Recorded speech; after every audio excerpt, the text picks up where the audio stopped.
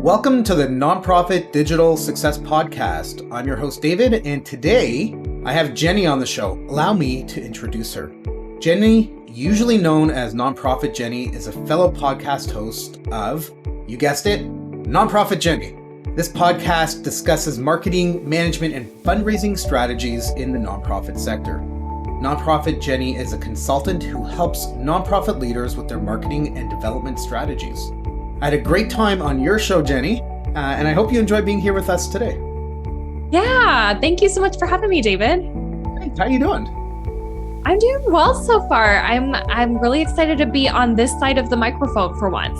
A bit of a shift for you, right? Yes, totally. Awesome. If you're good to go, let's dive in and we'll get started. Yeah, let's do it.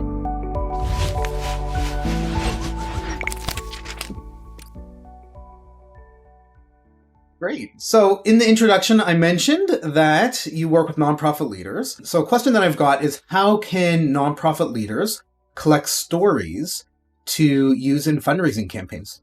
Yeah, absolutely. So I get hired by nonprofit leaders they are either starting their fundraising plan for the first time, or maybe it's somebody who's gone through a transition in leadership at their nonprofit. And so they are just trying to beef up their knowledge of how fundraising strategies work in this day and age. And what I tell them is, it's really good to go back to the basics and start with the basics, which is just telling your nonprofit story and then inviting people into your story as a supporter. So letting people know how they can engage and be a part of your, whatever it is, world-changing mission that you're following. So what I always do is start with collecting stories from the people, or sometimes it's animals or the environment that has been impacted by your nonprofit's mission. And I typically start with an interview process, sort of like how I do with my podcast. I have an example from a nonprofit that I'm working with right now. Actually, they support people who are from minority populations who have gotten involved in the STEM field, right? So science, technology, engineering, math. So we'll take one of those professionals who maybe got a scholarship from the nonprofit and just interview them about, how did they come across the scholarship? What did they want the scholarship for in their career? They got their scholarship. How did that change their life? Why was it meaningful for them to get a scholarship from this organization versus another organization? Just asking every single question you can think of within the space of a reasonable amount of time. So like an hour that you're asking of this person for their time. And from there, you really want to take that story and actually use real life quotes from the story. Let the person talk about this in their own words, because they will talk about your mission with different feelings than you can talk about it from your point of view. And what moves donors is not numbers. Donors are not moved by this is how many scholarships we gave out, right?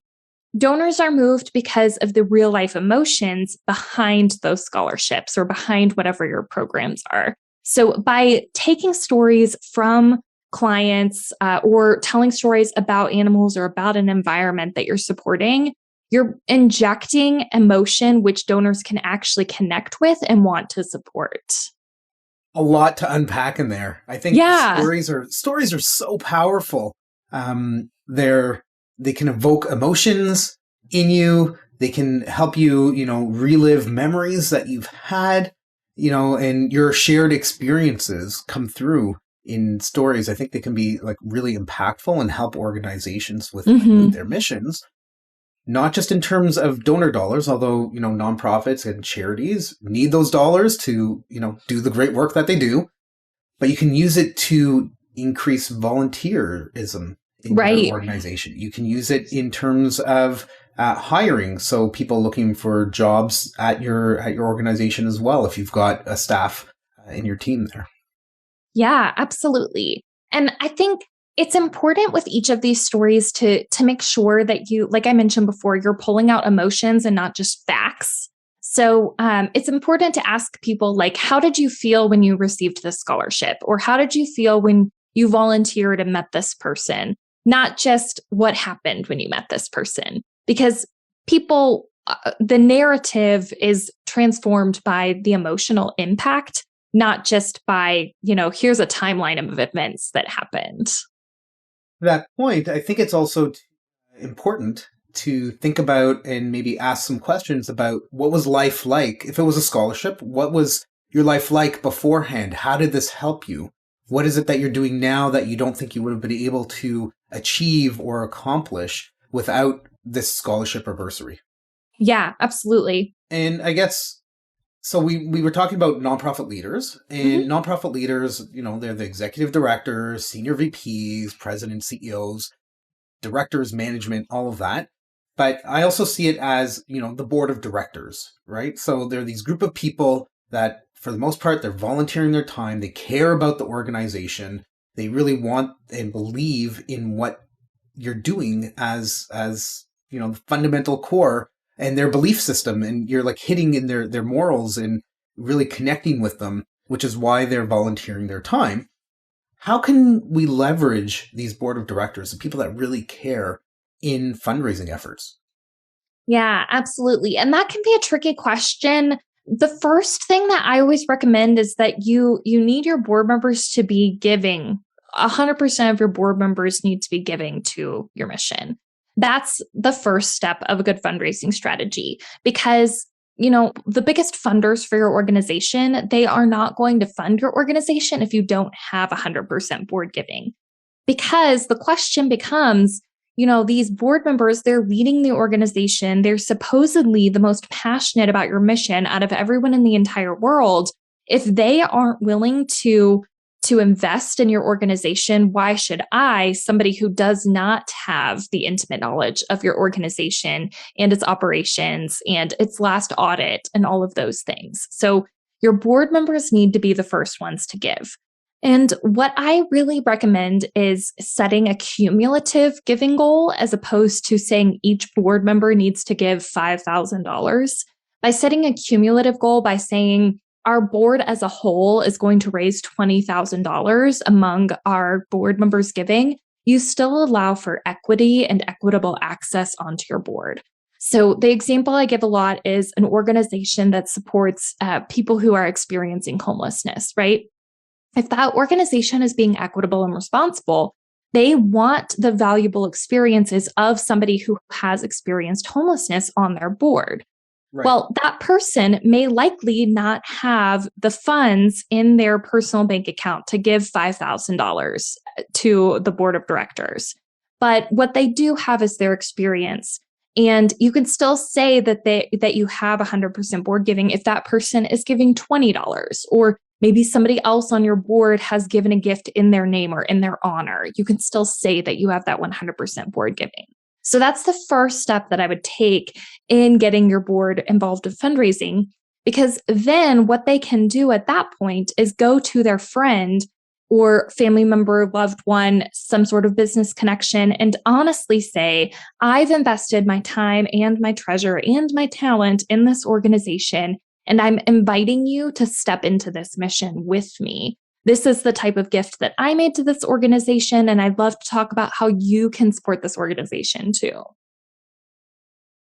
And that's a really great point, right? So, instead of everybody has to give $2,000, $5,000 from the board, you're going to have people that don't have the means. We don't necessarily know how people spend their money and, what they've allocated to, and being able to allow them to still participate is really helpful in terms of getting your organization moving further ahead with the cause that they're trying to focus on. Yeah. Another thing that I've heard, one time I heard this nonprofit leader tell me that they asked their board to donate, like in order to be equitable. This was so cringy to me.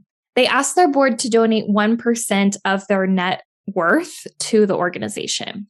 And this is another reason I like a cumulative goal, because that is really presumptuous. You're presuming, like you said, you don't know what people have allocated their money toward.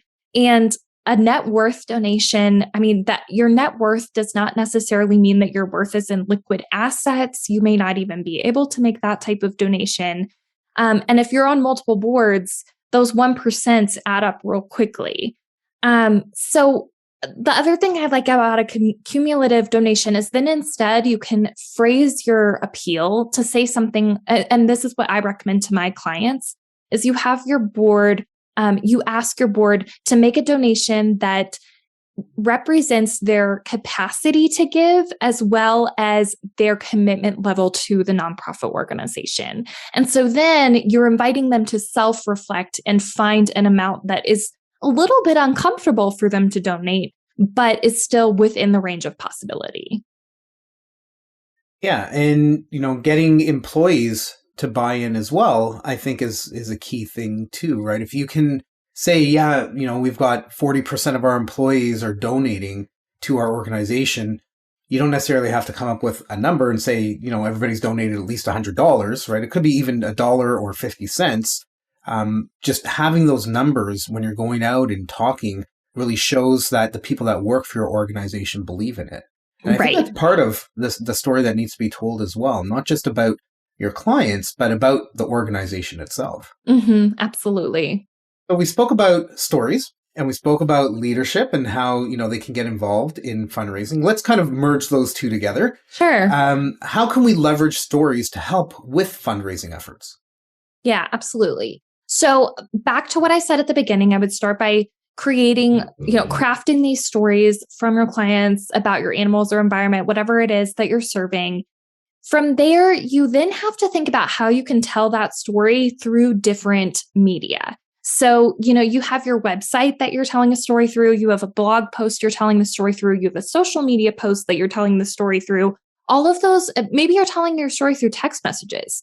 And then when you've got your board, not only do you have that story, you're also filtering the story through someone else. And so you have to make sure it still makes sense when they tell the story, because otherwise it turns into this game of telephone where they hear the story and then they don't hear it quite right. And so they're telling sort of the story, but not really the story. So what I do when I'm working with a story is first come up with the headline. The headline is something that immediately resonates with everybody, and they want to hear whatever the rest of the story is.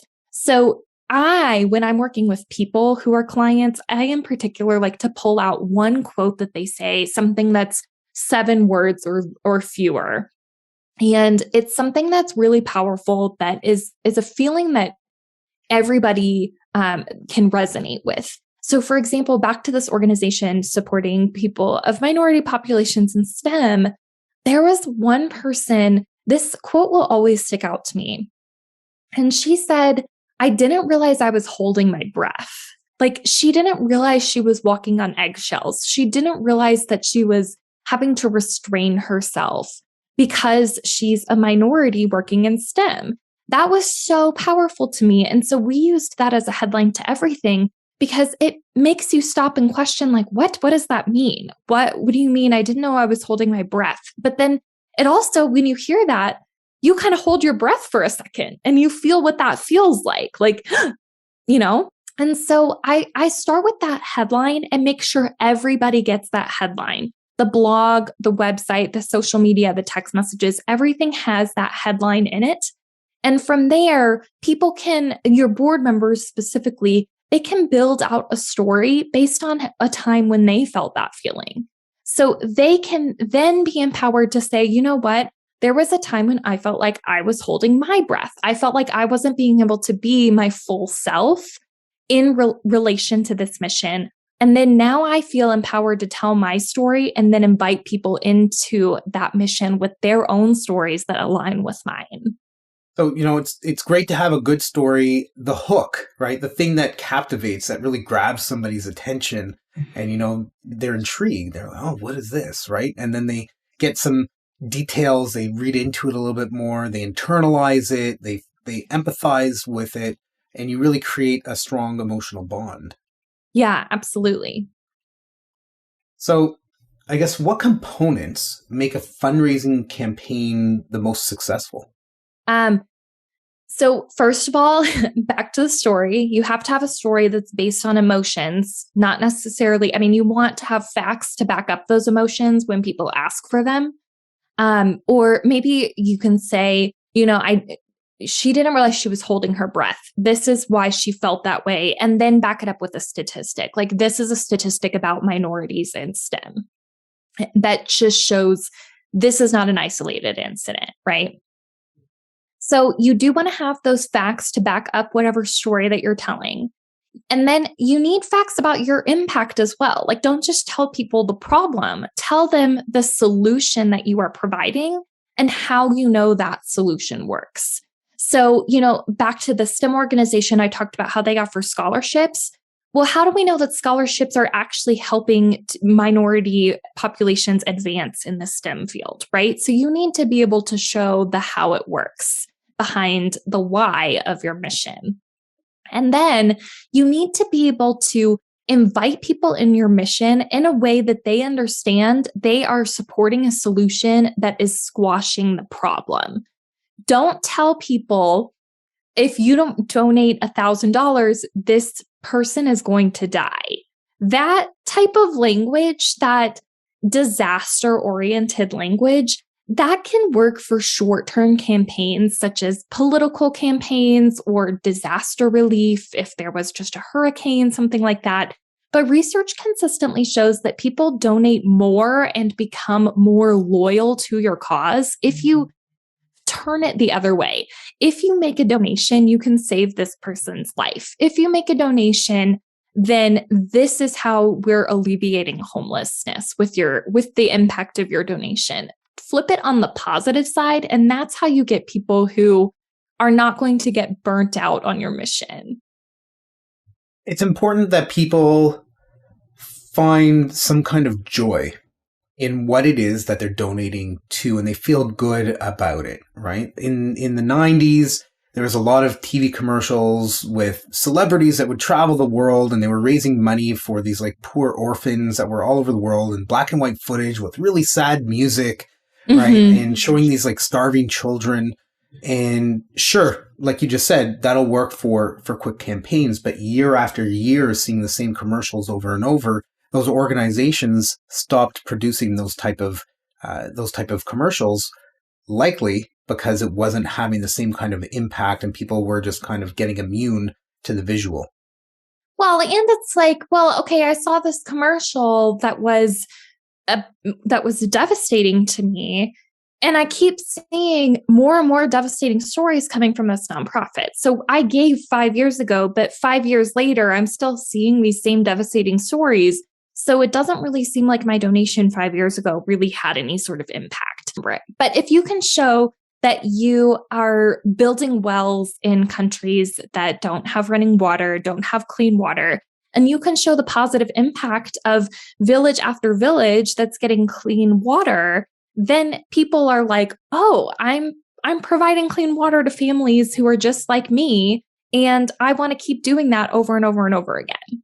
And that's exactly it, right? And just to that example, clean water, it helps people stay healthy. It allows them to clean and wash and bathe. It allows them to do agriculture, to, have animals, and provide for themselves and become more sustainable for their economy and the part of the world that they live in. And there's so many small little stories that you can pull out of that and really create a great campaign from something.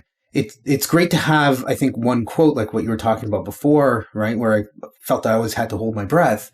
But how can you tie that message in and across multiple stories? And being able to do that, you can really create a very compelling, well-rounded conversation around the issue you're trying to solve. Yeah, I think that brings up another point. Something else that another component of a successful fundraising story is that you're pulling out emotions and stories that can resonate with the maximum number of people, no matter how niche your cause is. So, for example, there was a food pantry that I worked with, and the people who are donating to a food pantry, they don't know what hunger feels like, and they don't understand the far-reaching impact of hunger. But what they do understand for the food pantry's Meals on Wheels program is being concerned about an older adult who can't get around anymore. They understand that feeling of wanting to care for their parents when they're not near their parents any longer. They do understand the feeling of not wanting their child to feel embarrassed, or wanting their child to be able to do the best that they can do in school with a full belly, right? That's why we send our kids to school with a big breakfast in the morning. So there are these emotions that are universal that you can pull from no matter what your cause is. And that's what you want the focus of the story to be. I think that's really a good way of thinking about it, right? You need the focus of the story to be able to tell the story. And there's a number of different mediums that we can use, right? There's the kind of old, tried and tested direct mail campaigns and, TV commercial ads, that kind of thing. But then you step into, I guess, 2022 and social media, and people are really, heavily engrossed in it. Everybody has devices. I've got my phone and my tablet and like a bunch of stuff sitting here on on my desk right now. How can we leverage social media in fundraising, and what role do you see social media playing in that? Yeah, social media is great. The one thing that I'll say about social media is a lot of nonprofits use it purely for fundraising, and that's not effective. If you're constantly on your social media just asking for more and more money, I'm not going to follow your account for very long because I'll get burnt out, especially if I've given. If I gave yesterday to a social media post that you posted, and today and the next day and the next day and the next day, I just see you asking for more and more money, that's not content that I want in my feed. It's very important. And my rule of thumb is really to have at least 3 social media messages in between each fundraising appeal so that you're providing valuable content to the people who are just constantly scrolling past your messages, right? And so in between your fundraising messages, it's really important to highlight impact. During your fundraising messages, it's also important to highlight impact, especially that emotional appeal impact that you have with your mission, and then follow it up by saying, here's what we're asking for and why we're asking for it. So that's one role that I see social media playing in fundraising. The other really cool thing about social media is that it's great for what we call peer-to-peer fundraising, which is when one person asks their peers, their family, their friends, their loved ones, their business connections for a donation on your behalf. So tools like Facebook birthdays, Instagram birthdays are really great for peer-to-peer fundraising because you can equip your supporters to support you and bring in new supporters through a Facebook birthday fundraiser. That's something that we saw happen a lot when the war with Ukraine started. It wasn't even about birthdays, just people started fundraisers. And that's really cool. What you want to make sure that you do in those scenarios is have a toolkit ready for your supporters, the same way you would for any other peer-to-peer fundraising campaign like a walkathon or a 5K. You want to have that toolkit ready so that your fundraisers aren't out there like, I've never asked for money before, I don't know what to do. You give them images, you give them sample messages that they can post and tweak and make their own so it sounds like it's coming from their own voice.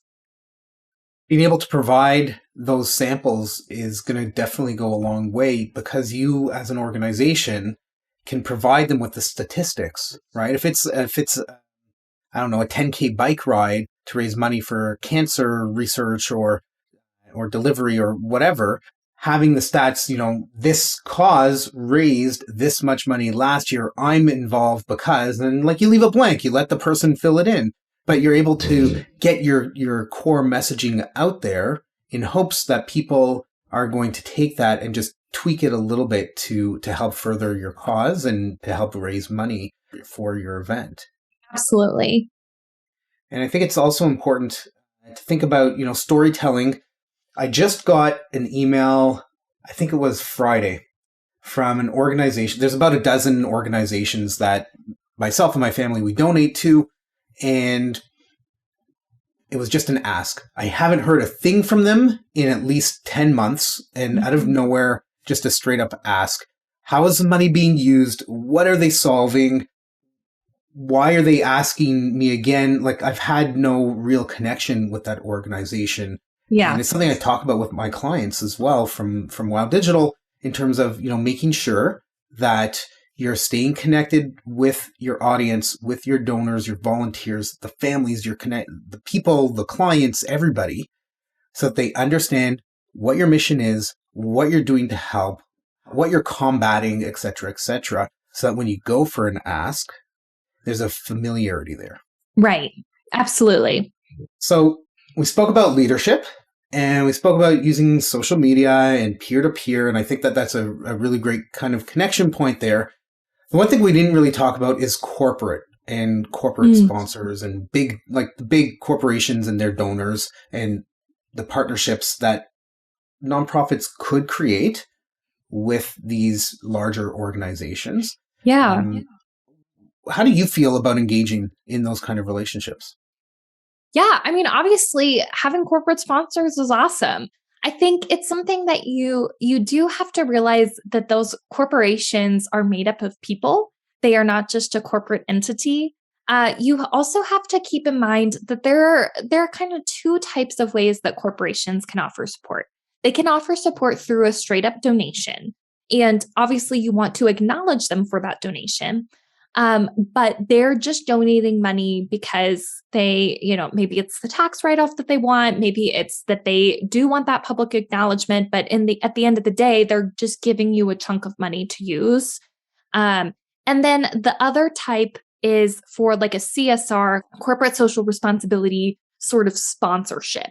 And a sponsorship is something where you have committed to do something in exchange for that money. So they are giving you that money specifically for the awareness that you can build among their client base, help them get new clients. So you are saying, in exchange for your $10,000, we are going to put your logo up at our next event. We're going to put you on our website. We're going to shout you out on social media. That's that type of agreement. So it's important to realize those two types of agreements typically come from different parts of a corporation. A donation can come from the corporate foundation that the corporation may have. Maybe it does come from the CSR or the marketing team because they know that you're going to acknowledge that. Whereas a sponsorship is definitely coming from the marketing team.